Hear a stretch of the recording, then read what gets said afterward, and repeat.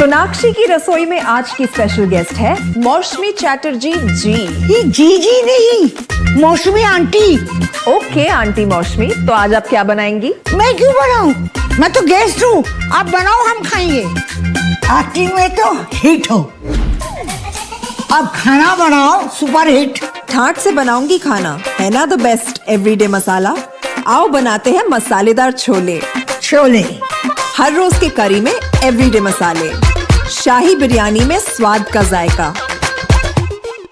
পটল পোস্ত আর সর্ষে ইলিশ ভাপা।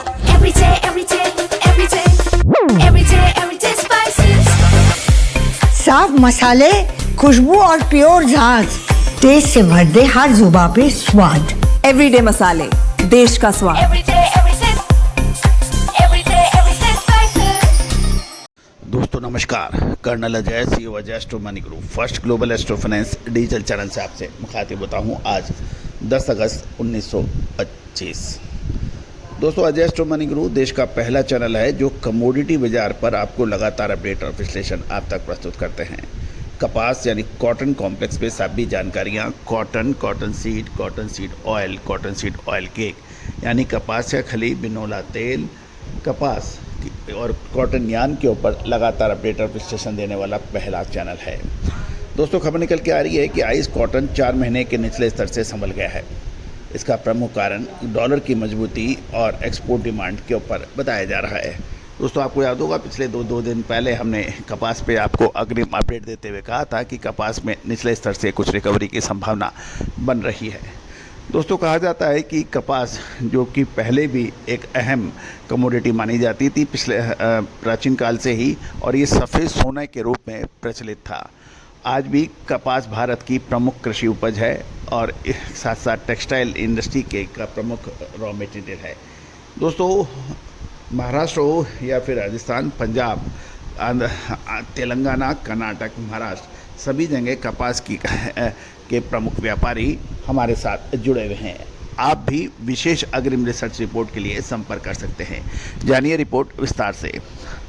दोस्तों खबर निकल के आ रही है कि आइस कॉटन का वायदा शुक्रवार को मामूली बढ़त के साथ बंद हुआ, जबकि ट्रेडिंग सेशन की शुरुआत में कीमतें 4 महीने के निचले स्तर तक गिर गई थी और कमज़ोर अमेरिकी डॉलर और मजबूत एक्सपोर्ट डिमांड ने साथ साथ अमेरिका के एक प्रमुख कपास उत्पादक क्षेत्रों में बेहतर मौसम से आए दबाव को संचालित कर दिया है।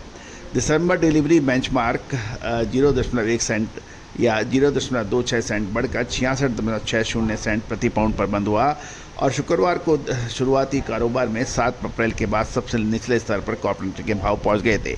गौरतलब है वीक ऑन वीक बेसिस पे देखा जाए तो ये तीसरा सप्ताह कमजोरी का रहा। पिछले हफ्ते वेस्ट टेक्सास ने अमेरिका का प्रमुख कॉटन जो कि अमेरिका का प्रमुख कॉटन उत्पादक क्षेत्र है, हुई बारिश से फसल की स्थिति बेहतर है, जिससे कीमतों में शुरुआती दौर में दबाव देखा गया था। डॉलर इंडेक्स शुक्रवार को 0.20% गिरा और ये गुरुवार में 1.5 हफ्ते के निचले स्तर से ऊपर रहा।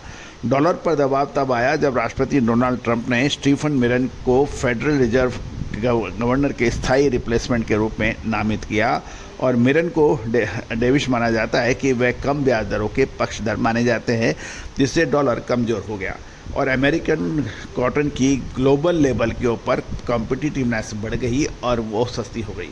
बाज़ार की नज़र आप अमेरिका की world agriculture supply and demand estimate यानी WASDE रिपोर्ट पर है, जो मंगलवार को आएगी। उम्मीद है इसमें बोई गई फसल का रकबा घट सकता है, लेकिन यील्ड अनुमान स्थिर रह सकते हैं, ऐसा अनुमान लगाया जा रहा है।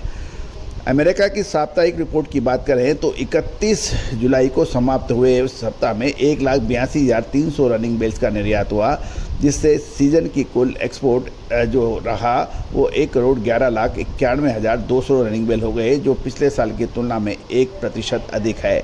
साल 2025-26 में मार्केटिंग ईयर के लिए net upland sale 1,09,300 running bales रही, जो नई फसल को की अच्छी मांग दिखा रही है। CFTC के डाटा की बात करें तो 5 अगस्त को समाप्त हुए सप्ताह में मैनेज्ड मनी ने अपनी नेट शॉर्ट पोजीशन में 14,791 कॉन्ट्रैक्ट जोड़कर कुल 55,152 कॉन्ट्रैक्ट कर दी, जो कि स्पेकुलेटर्स वे में देखा जाए तो ये नकारात्मक रुख की ओर इशारा कर रही है। ग्लोबल मार्केट में कॉटलुक ए इंडेक्स 25 पॉइंट गिरकर 78.00 पाउंड पर आ गया, जो आइस सर्टिफाइड स्टॉक 7 अगस्त को 3375 बेल्स से घटकर 18,242 बेल्स रह गए हैं। अमेरिका की एडजस्टेड वर्ल्ड प्राइस, जिसे AWP कहते हैं, 13 पॉइंट्स गिरकर 54.39 प्रति पाउंड हो गया है। ऊर्जा बाजार यानी एनर्जी सेक्टर में देखें तो सितंबर WTI क्रूड ऑयल शुक्रवार को बिना बदलाव यानी अनचेंज रहा।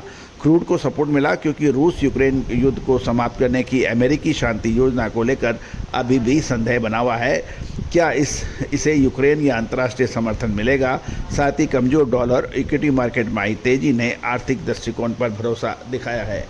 अब world agriculture supply and demand estimate report से पहले आइस कॉटन के वायदा सीमित दायरे में ट्रेड कर सकता है।